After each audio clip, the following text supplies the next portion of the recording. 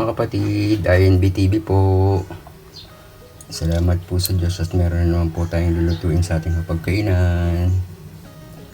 Ang lulutuin po natin ngayon ay adobong chicken feet.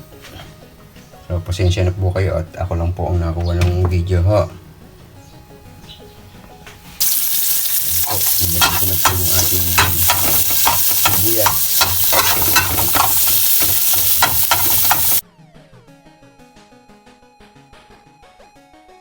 Po kaya nakain po kaya ng chicken feet.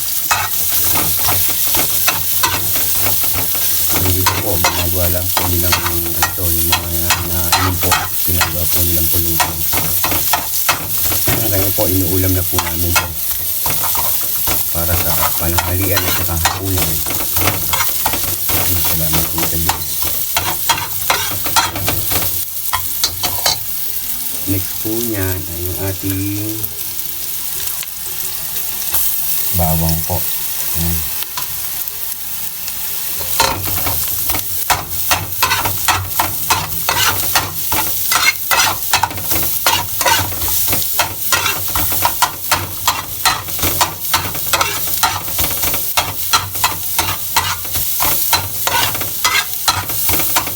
Yan po lang natin mag-golden brown.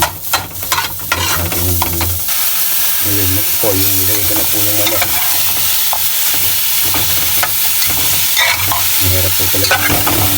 Pagluto po ito ang nakuha. Medyo magalaw po. Kaya na po.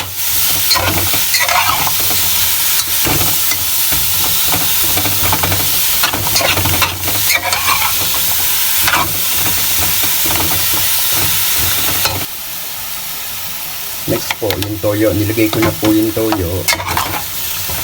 Linis lang po natin. Para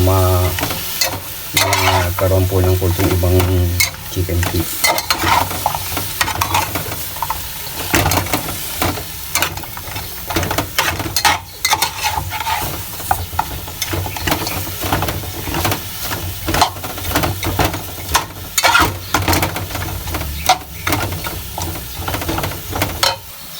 Next ko pong nilagay kanina mga kapatid ay yung ating oyster sauce. So naglagay na po ako ng oyster sauce.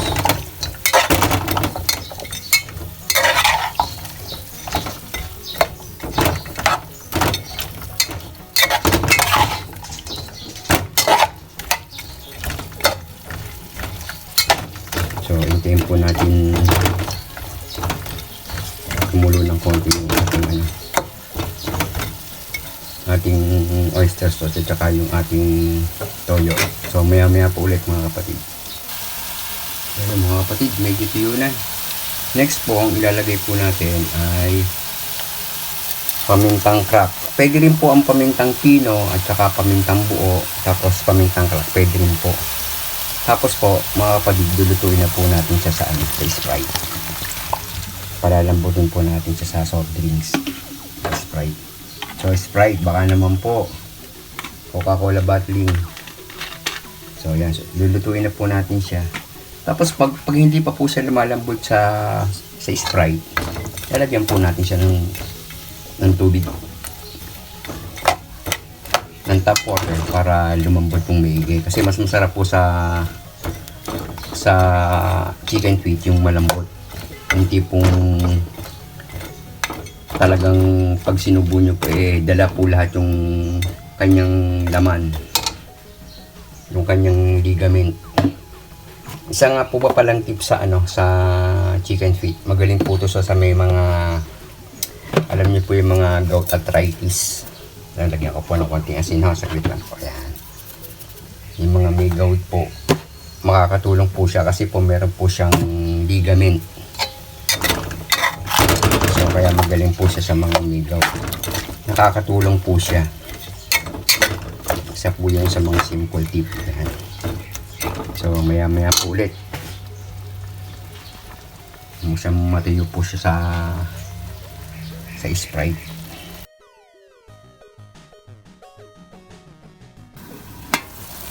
So yun mga kapatid, nakakulo na po siya.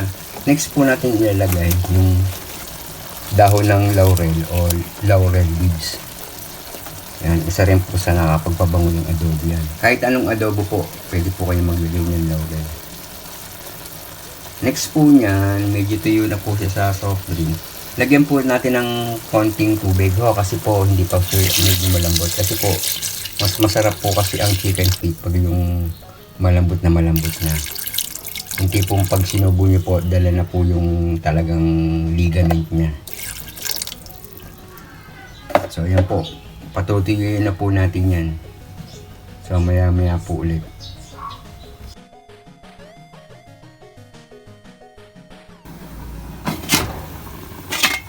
So, yun mga kapatid. Nakulo na po.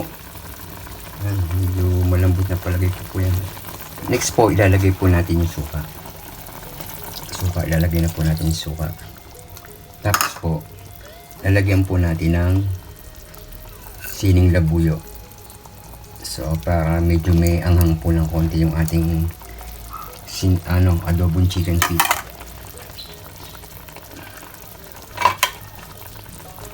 So, hintayin na po natin maluto ng konti yung suka.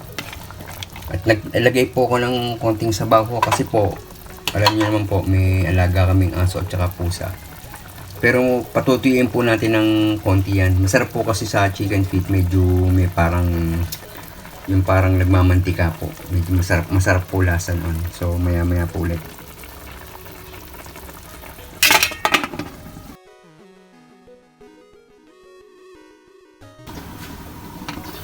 So yun mga kapatid.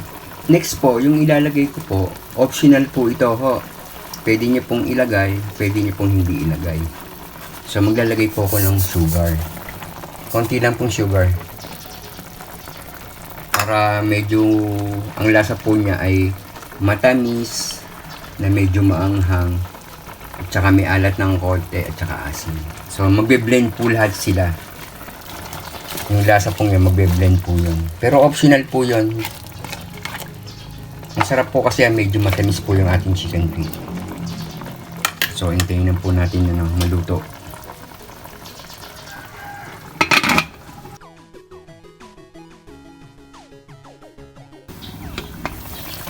So, yun mga kapatid. Titirahan po natin ng konting sabaw yung ating mga alagang aso at pusa. Luto na po yan. Mga lambot na po yan.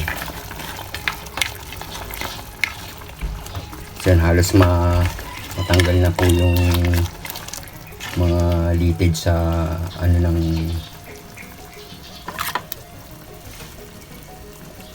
ng manok. Yan, halos matanggal na po siya. Ang sarap pong yan isubo yan, halos matatanggal na po sa sa buto ng chicken feet. So yan mga kapatid, kung nagustuhan niyo po yung aking adobong chicken feet, paki-like po, paki-share po, paki-subscribe. Pakipindot na rin po yung bell button para ma-notify po kayo ni INB channel. So, sa mga videos ko po ng mga simpleng luto ni INB TV, almost 46 or 45. Pang 46 po to. Pwede po kayong mamili lang kung ano po ang gusto niyo pong ilutong ulam. So, makakatulong po sa inyo yun. Mga ano po yung mga simple tip po ni INB TV. So, yun lang po. Salamat po sa Diyos.